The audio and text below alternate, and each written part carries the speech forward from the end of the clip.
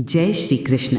राधे राधे मित्रों, आपका हमारे चैनल पर एक बार फिर से हार्दिक स्वागत है, जहां आप सुन रहे हैं श्रीमद् भगवद गीता की एक अद्भुत और प्रेरणादायक श्रृंखला, जिसका नाम है भगवद गीता का ज्ञान। मित्रों, आज के इस वीडियो में हम जानेंगे कि श्रीमद् भगवद गीता के चौथे अध्याय से हमें क्या सीखने को मिलता है, वो भी बहुत ही सरल और सहज शब्दों में। पिछले यानी तीसरे अध्याय में हमने जाना कि भगवान श्री कृष्ण अर्जुन को समझाते हैं कि जो भी मानव श्रद्धा और विश्वास के साथ मेरे बताए मार्ग पर चलता है, वो कर्मों के बंधन से मुक्त होकर मोक्ष को प्राप्त करता है। भगवान श्री कृष्ण ने ज्ञान योग और निष्काम कर्म योग दोनों का विस्तार पूर्वक वर्णन करते हुए अर्जुन को ये समझाया कि हे अर्जुन, तुम इन दोनों में से किसी का भी चयन करो, मगर किसी भी परिस्थिति में कर्म तो तुम्हें हर हाल में करना ही होगा, क्योंकि बिना कर्म के जीवन अधूरा है। अब चौथे अध्याय में हम जानेंगे भगवान कब और किस रूप में पृथ्वी पर अवतरित होते हैं, भगवान को प्राप्त करने का मार्ग क्या है और गुरु से ज्ञान प्राप्त करने की प्रक्रिया क्या होती है। साथ ही ये भी समझेंगे कि ज्ञान प्राप्त करना हमारे जीवन में इतना आवश्यक क्यों है। तो चलिए मित्रों, प्रारंभ करते हैं भगवद गीता अध्याय 4 ज्ञान कर्म संन्यास योग। जय श्री कृष्ण। दोस्तों, जिस प्रकार कहा जाता है नेकी कर और दरिया में डाल, ठीक उसी प्रकार कर्म का ज्ञान कहता है कि कर्म कर और उसे भगवान को समर्पित कर दे। गीता के चौथे अध्याय में स्वयं श्री भगवान ज्ञान कर्म और संन्यास योग के बारे में विस्तार से बताते हैं। तो चलिए सुनते हैं भगवद गीता का चौथा अध्याय ज्ञान कर्म संन्यास योग। श्री भगवान बोले, मैंने इस अविनाशी योग को सूर्य देव से कहा था। सूर्य ने अपने पुत्र वैवस्वत मनु से कहा और मनु ने अपने पुत्र राजा इक्ष्वाकु से कहा। मित्रों, श्री कृष्ण एक योगी हैं, सृष्टि के आदि और अंत। वे सदैव उपस्थित रहे हैं और सदैव रहेंगे। यह योग अर्थात ज्ञान योग और कर्म योग एक ऐसा शाश्वत सत्य है जिसका कभी नाश नहीं हो सकता। अब प्रश्न उठता है, यह योग ज्ञान आया कहाँ से? तो भगवान श्री कृष्ण बताते हैं कि उन्होंने यह ज्ञान स्वयं सूर्य को दिया था और वही ज्ञान आगे चलकर पीढ़ी दर पीढ़ी फैलता गया। लेकिन समय के साथ यह दिव्य योग पृथ्वी लोक से लुप्त हो गया। भगवान कहते हैं, हे परंतप अर्जुन, यह योग परंपरा से राजऋषियों द्वारा जाना जाता था, परंतु कालांतर में यह संसार से नष्ट हो गया। देखा जाए तो ज्ञान भी बीज की तरह होता है, कहीं से अंकुरित होता है, फिर धीरे धीरे फैलकर अनेक हृदयों में प्रकाश फैलाता है। ये वही दिव्य ज्ञान है जो कृष्ण से सूर्य, सूर्य से मनु, मनु से इक्ष्वाकु और अब गीता के माध्यम से हम सब तक पहुंचा है। ये ज्ञान सैकड़ों हजारों वर्षों की अमूल्य परंपरा है। भगवान श्री कृष्ण आगे कहते हैं, हे अर्जुन, तू मेरा भक्त और प्रिय सखा है, इसीलिए आज मैं ये पुरातन योग तुझे बता रहा हूँ, क्योंकि ये एक अत्यंत गुप्त और रहस्यमय ज्ञान है। यहाँ गुप्त का अर्थ ये नहीं है कि इसे छिपाना है, बल्कि ये दर्शाता है कि इतने बड़े ज्ञान का सम्मान होना चाहिए। इसे सामान्य शिक्षा की तरह नहीं समझना चाहिए। तब अर्जुन विनम्रता से पूछते हैं, हे कृष्ण, आपका जन्म तो अभी हुआ है और सूर्य का जन्म तो कल्प के आदि में हो चुका था, तो मैं ये कैसे मान लूं कि आपने कल्प के आरंभ में ही सूर्य से यही योग कहा था? मित्रों, यहाँ पर अर्जुन श्री कृष्ण पर कोई संदेह नहीं कर रहा, बल्कि वो ये समझना चाहता है कि जो भी हुआ वो कैसे हुआ। तब श्री भगवान मुस्कुराते हुए बोले, हे परंतप अर्जुन, मेरे और तेरे अनेक जन्म हो चुके हैं, तू उन्हें नहीं जानता, परंतु मैं उन सभी जन्मों को जानता हूँ। मित्रों, यहाँ भगवान श्री कृष्ण अपने रूप और अस्तित्व का रहस्य बताने लगे। वे कहते हैं, मैं अजन्मा हूँ, अर्थात मेरा कोई जन्म नहीं होता। मैं अविनाशी हूँ, मेरा कभी नाश नहीं हो सकता। मैं समस्त प्राणियों का ईश्वर होते हुए भी अपनी प्रकृति को अधीन करके अपनी योग माया से प्रकट होता हूँ। अब जरा सोचिए मित्रों, जिसका जन्म ही नहीं हुआ उसकी मृत्यु कैसे हो सकती है? तो फिर अर्जुन जिस रूप में श्री कृष्ण को देख रहा था वो क्या था? असल में वो था श्री कृष्ण का योगमय स्वरूप, उनकी दिव्य माया का रूप।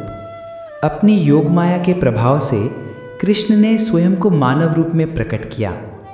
वे मनुष्यों के बीच मनुष्य के समान प्रकट हुए ताकि हम सबके साथ रहकर हमारी ही तरह जीवन जीते हुए हमें धर्म, ज्ञान और कर्म का सच्चा अर्थ समझा सकें। इसलिए मित्रों, कृष्ण केवल मानव रूप नहीं हैं, वे योग में सत्य हैं, जो हर युग में धर्म की स्थापना के लिए स्वयं प्रकट होते हैं।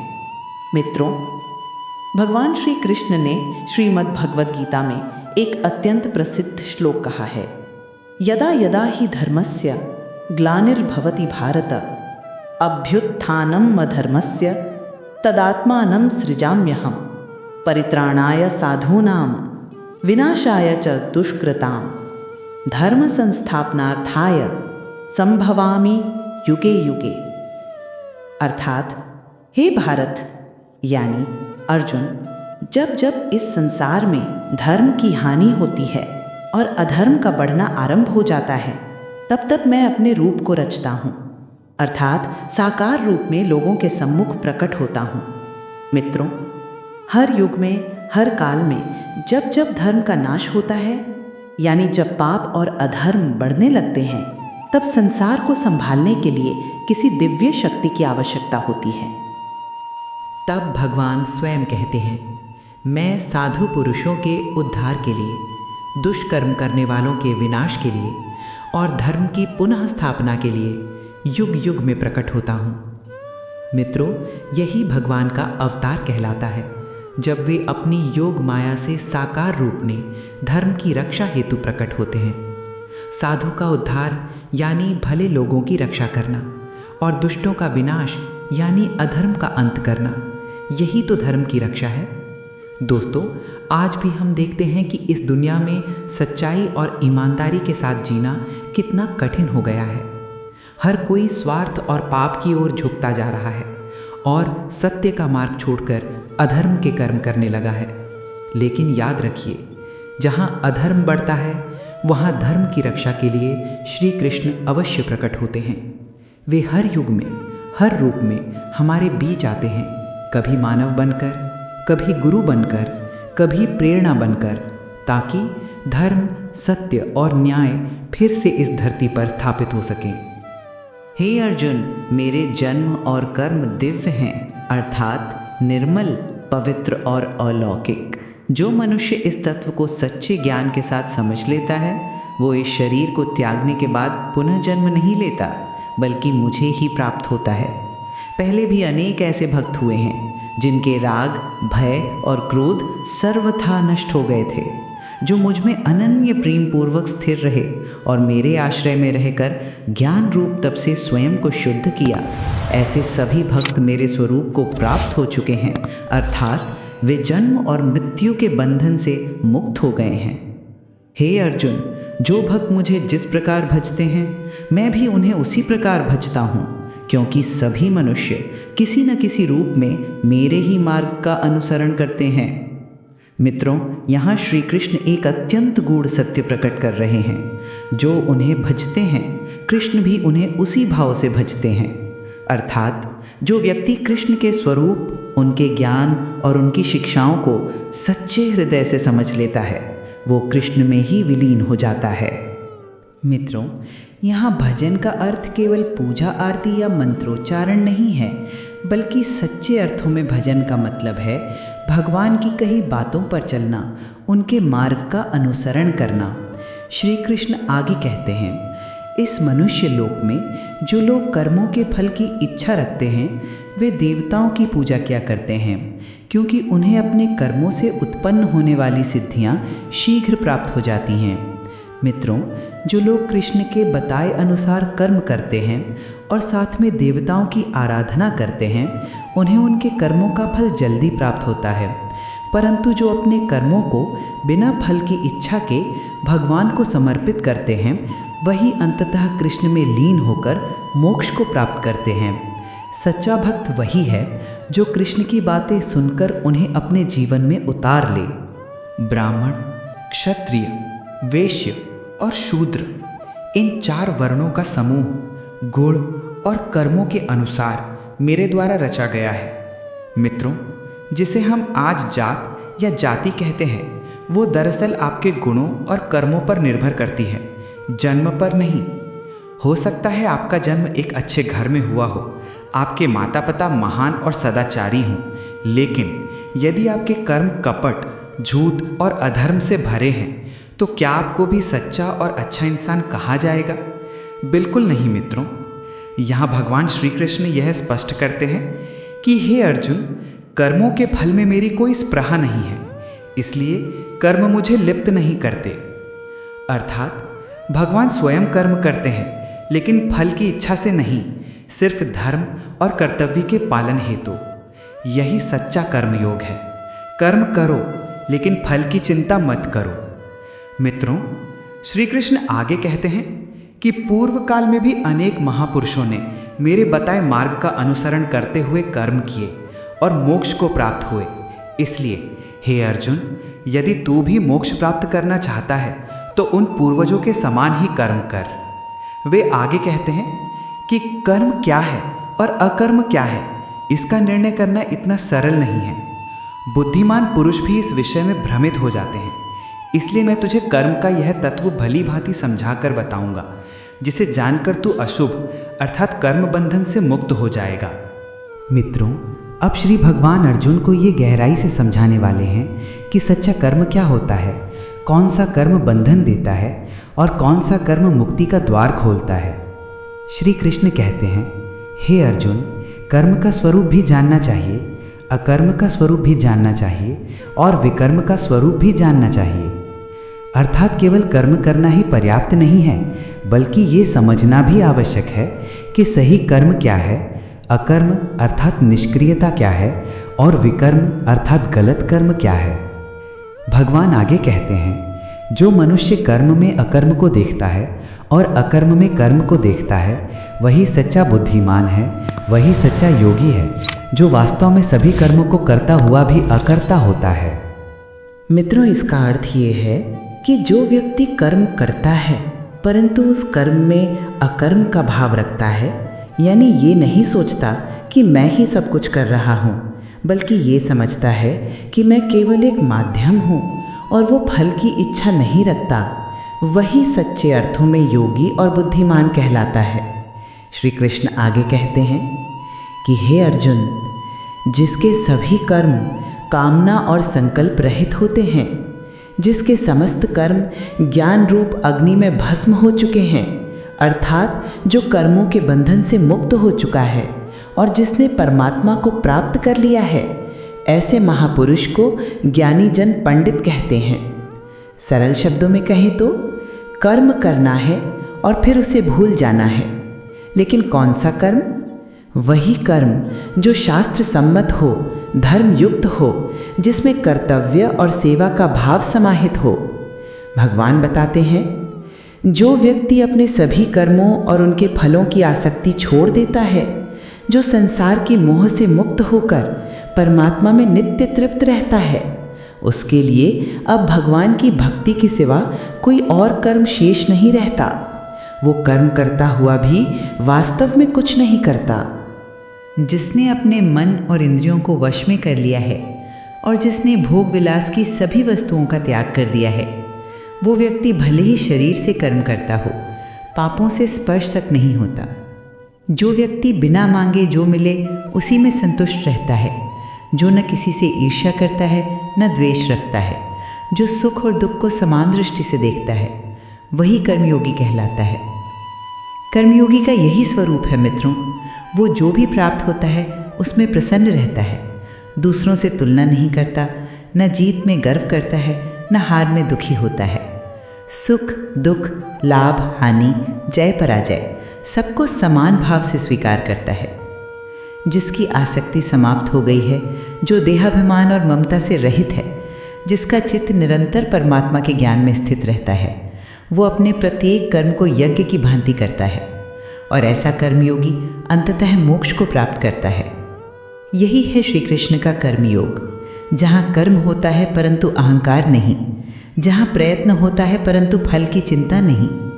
जो अपना सब कुछ परमात्मा को अर्पित कर देता है, जिसके लिए परमात्मा ही जीवन का आधार और उद्देश्य बन जाता है, जो अपने हर कर्म में परमात्मा को देखता है और हर कार्य परमात्मा की सेवा के रूप में करता है, वही सच्चे अर्थों में कर्मयोगी कहलाता है और ऐसा कर्मयोगी मोक्ष का अधिकारी होता है।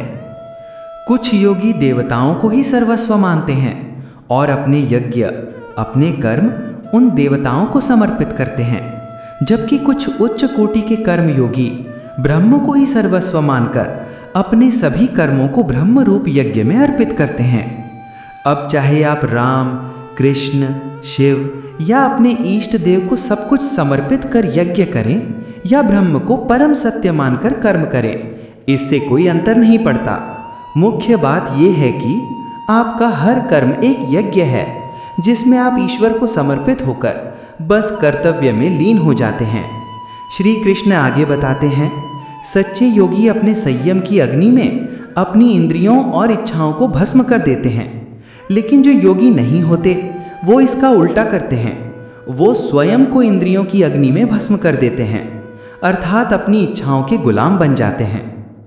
अपनी इंद्रियों को वश में करने का सबसे बड़ा साधन है ज्ञान।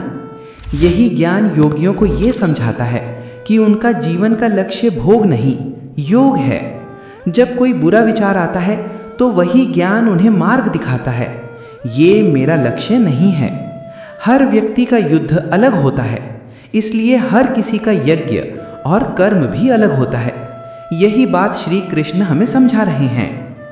कई पुरुष द्रव्य यज्ञ करते हैं, अर्थात वे अपनी संपत्ति, वस्तुएं या धन अर्पित करते हैं। कुछ तपस्या रूप यज्ञ करते हैं, कठोर साधना और संयम द्वारा। कुछ योग रूप यज्ञ करते हैं, ध्यान और प्राणायाम के माध्यम से। और कई ज्ञान यज्ञ करते हैं, जो स्वाध्याय, अध्ययन और आत्मचिंतन के रूप में होता है। मित्रों, इसलिए अपने यज्ञ को पहचानिए और उसी के अनुसार अपने कर्म का चयन कीजिए। अब श्री कृष्ण प्राणायाम यज्ञ के बारे में बताते हैं। कुछ योगी अपान वायु में प्राणवायु का हवन करते हैं और कुछ प्राणवायु में अपान वायु का हवन करते हैं। अन्य योगी जो नियमित आहार और संयमित जीवन वाले होते हैं, वे प्राण और अपान की गति को नियंत्रित कर प्राणों को प्राणों में ही हवन करते हैं। ये सभी साधक अपने अपने यज्ञों के माध्यम से पापों का नाश करते हैं और यज्ञ के सच्चे स्वरूप को जान लेते हैं। प्राण का अर्थ है सांस को अंदर खींचना और अपान का अर्थ है सांस को बाहर छोड़ना। हर योगी की अवस्था अलग होती है, क्योंकि हर कोई अपने अभ्यास और आत्मज्ञान के अनुसार अलग स्तर तक पहुंचा होता है। यही बात भगवान श्री कृष्ण यहाँ समझा रहे हैं। यज्ञ की महिमा का वर्णन करते हुए वे कहते हैं, हे कुरुश्रेष्ठ अर्जुन, जो योगी यज्ञ के बाद बचने वाले अमृत स्वरूप फल का अनुभव करते हैं, वे अंततः सनातन परब्रह्म परमात्मा को प्राप्त होते हैं। परंतु जो यज्ञ नहीं करते, अर्थात जो कर्तव्य, त्याग और समर्पण से दूर रहते हैं, उनके लिए ये मनुष्य लोक भी सुखद नहीं होता। तो सोचो उनके लिए परलोक कैसे सुखद हो सकता है। भगवान कहते हैं, यज्ञ के बाद जो शेष रहता है वही अमृत है और ये अमृत सीधे भगवान तक पहुंचाता है। यज्ञ को आप कर्म के रूप में भी समझ सकते हैं। कर्म करने के बाद जो उसका फल मिले, उसे भगवान का आशीर्वाद मानकर उसमें संतुष्ट हो जाना चाहिए और फिर बिना रुकावट के अगले कर्म में लग जाना चाहिए। हे परंतप अर्जुन, आहुति चढ़ाकर किए गए यज्ञ की अपेक्षा ज्ञान यज्ञ अत्यंत श्रेष्ठ है। एक यज्ञ तो वो होता है जिसमें हवन के द्वारा देवताओं का आवाहन कर उन्हें घी, अनाज या अन्य द्रव्य अर्पित किए जाते हैं, परंतु दूसरा यज्ञ है ज्ञान यज्ञ। ज्ञान यज्ञ वो होता है जिसमें मनुष्य अपनी इंद्रियों को वश में रखता है, सांसों पर नियंत्रण रखता है, कर्म करता है परंतु फल की इच्छा नहीं रखता। मित्रों, ये सब स्वयं में ज्ञान यज्ञ ही है। और श्री कृष्ण कहते हैं कि ज्ञान यज्ञ द्रव्य यज्ञों से कहीं अधिक श्रेष्ठ है, क्योंकि ज्ञान यज्ञ हमें सीधे ईश्वर से जोड़ता है, हमें उनसे साक्षात्कार कराता है। अर्जुन तो सौभाग्यशाली था, क्योंकि वह स्वयं भगवान श्री कृष्ण के समक्ष खड़ा था। परंतु हम सबके लिए भगवान कहते हैं, यदि ये ज्ञान तुम्हें समझ में नहीं आता तो तत्वदर्शी ज्ञानी महापुरुषों के पास जाओ और उनसे इसे समझो। श्री कृष्ण अर्जुन के माध्यम से हम सबको समझा रहे हैं कि इस ज्ञान को तू उन तत्वदर्शी ज्ञानी पुरुषों से सीख जो परमात्मा तत्व को भली भांति जानते हैं। उनके पास जाकर विनम्रता से दंडवत प्रणाम करो, उनकी सेवा करो और कपट छोड़कर सरलता से प्रश्न करो। तब वे ज्ञानी महात्मा तुम्हें उस परम तत्व ज्ञान का उपदेश देंगे, जिसे जानकर तुम कभी मोह में नहीं फंसोगे। हे अर्जुन, जब तू उस ज्ञान को प्राप्त कर लेगा और उस पर अमल करेगा, तब तू परमात्मा को प्राप्त हो जाएगा। यहाँ तक कि यदि तू सभी पापियों में सबसे बड़ा पापी भी हो, तो भी तू ज्ञान रूपी नौका द्वारा पाप रूपी समुद्र को पार कर जाएगा। क्योंकि हे अर्जुन, जिस प्रकार प्रज्वलित अग्नि ईंधनों को भस्म कर देती है, उसी प्रकार ज्ञान रूपी अग्नि भी मनुष्य के समस्त कर्मों को भस्म कर देती है और वो मनुष्य परमात्मा की प्राप्ति कर लेता है।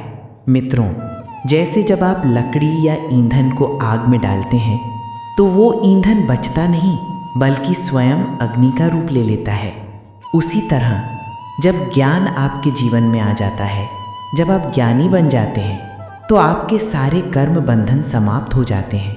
यहाँ कर्मों के खत्म होने का अर्थ ये नहीं है कि आप कर्म करना छोड़ दें, बल्कि इसका मतलब है कि आप कर्म के बंधन से मुक्त हो जाते हैं। आप कर्म करते हैं उसे कर्तव्य मानकर, फल की इच्छा से नहीं, और यही तो सच्चा ज्ञान है जिसे हम सभी को जानना चाहिए। इस संसार में ज्ञान से अधिक पवित्र करने वाला निसंदेह कुछ भी नहीं है। जो मनुष्य कर्मयोग के द्वारा ज्ञान की प्राप्ति करता है, वो मृत्यु के बाद अपने अगले जन्म में भी उस आत्मिक ज्ञान को अपने भीतर लेकर आता है, क्योंकि ज्ञान कभी नष्ट नहीं होता। जो मनुष्य ज्ञान को प्राप्त कर लेता है, वह भगवान की प्राप्ति कर परम शांति को प्राप्त करता है। परंतु जो मनुष्य विवेकहीन, श्रद्धाहीन और संशय युक्त होते हैं, वे इस ज्ञान को कभी प्राप्त नहीं कर पाते।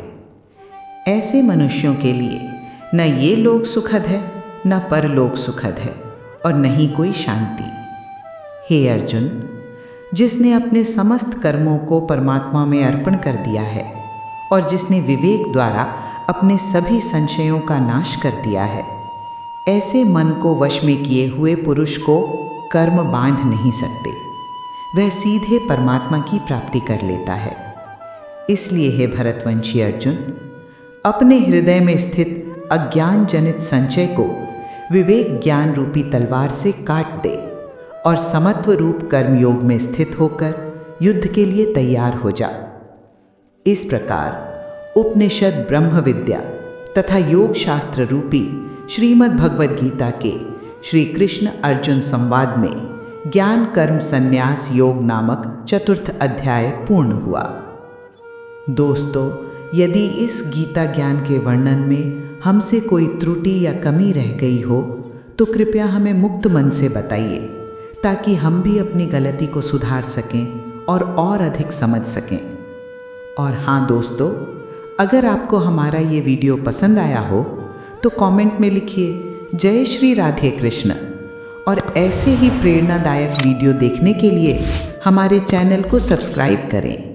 जय श्री राधे कृष्ण।